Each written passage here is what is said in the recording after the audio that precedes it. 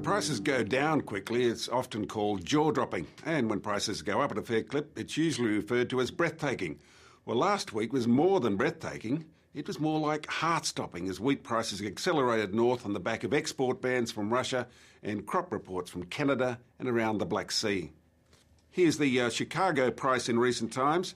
This is the world benchmark and is the reference point for traders in all countries. The wheat lift in the past week was close to a staggering 24%. Now, of course, nobody rings a bell when the price peaks, so where to now? Is this price sustainable? Is it based on fundamentals? It is what it is.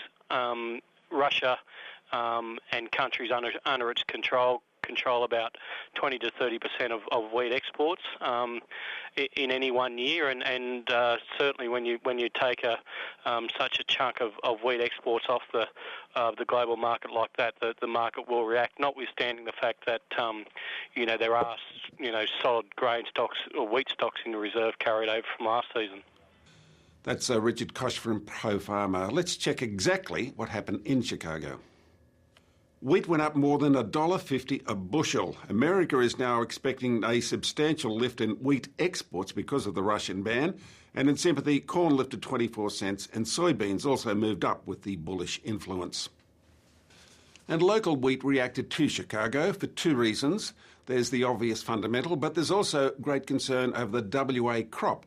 The need for rain is bordering desperate. Most of that wheat belt soil retains little moisture and steady rain is needed through the growing season, and they simply haven't had it. And WA, of course, is where Australia grows most of its wheat.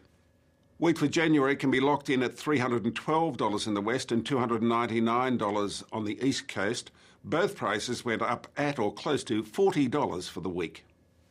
The ASX also reports they've traded 1 million tonnes in the past 2 months. At one stage last week, they traded 300,000 tonnes in a single day. It's strikingly obvious now, if it wasn't before, that futures trading is now an essential part of farming. And spot markets are also hot. Even sorghum has come strongly back into favour. Wheat put on $50 and sorghum lifted $35, and canola was dragged well past the $500 mark for the first time in 12 months. Now to livestock, where Australia had action saw very strong competition from restockers and processors. The good season in the east is opening producer wallets, and this pushed the Eastern Young Cattle Indicator to its highest point of the year. Trade cattle regained that big loss from the previous week, while cow demand was steady. Processors are chasing the suitably finished lines for export, but our rising dollar will no doubt have an influence over coming weeks. Now let's check the major indicator. Up 5 cents for the week, the highest since September 2008, but a long way off the all-time record of $4.17 set way back in 2005. I've just mentioned processors. The world's biggest processor, the Brazilian family-owned JBS Swift, was at the Brisbane exhibition last week by the boss of their Australian operations, Ian Mars. Now, you might hear some gloom about the meat industry these days in some quarters, but not from Ian Mars. He's very bullish about the future. The lamb business has gone in leaps and bounds. I think we've gained share overseas and managed to keep these high prices, which I'm very pleased with. It's good for the processor, good for the producer to actually gain those shares from our major competitor in New Zealand. The beef side is a little bit more difficult at the moment, but I think we'll get through that. As I said today in my speech today, we talked about let's concentrate on what we can control as a business, look within our plant to make sure that we're producing the product at the right price, getting the right yields and getting the right efficiencies throughout our operation. Ian Mars has told Landline the company has spent well over $300 million since they arrived in Australia just 3 years ago. We've got fantastic owners. The Batista family are fantastic owners. They've got the courage of investment.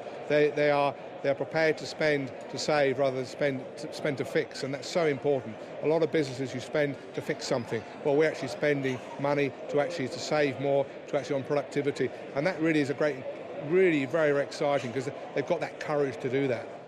That's Ian Mars, the boss of Swifts here in Australia. I'll tell you how big JBS is worldwide. They process more than 47,000 head of cattle alone each day. Now, Ian Mars mentioned lambs. Well, they did very well again last week as numbers available declined on the back of cold and wet weather. Strong retail demand bumped export needs, and this can mean just one result: prices headed north. The indicator lifted 31 cents, and mutton also had a strong week with numbers down because producers are all straining to pump out just one more lamb. And pig producers would welcome their current price trend. Nothing flash, about even, a contrast to the ongoing price decline for pigs over the past several weeks.